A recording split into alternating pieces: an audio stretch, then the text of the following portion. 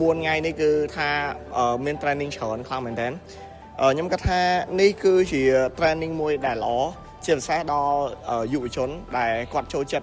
หรือก็สลายโครงการดักนอมจองเอาคนไอ้คล้ายแต่ชิ้นเนี่ยดักนอมมันเนี่ยนั่นไงนะก็ยังรีคอมมันเอาปุกกอดมาโชว์รูมแวะเทรนนิ่งนี่คือเชียร์ Academy ที่ปีไหนยังโชว์รูมบางแต่ยังเคยท่า JCI Cambodia คือบานเรียบจอมละอ้อคลั่งเหมือนแต่ปัจเจียมีอัตไหนได้ท่า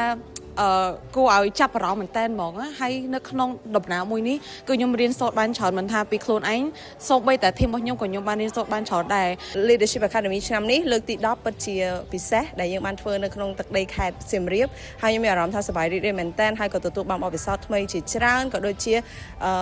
បានស្គាល់នៅមិត្តភ័ក្តិថ្មីច្រើនមែនទែន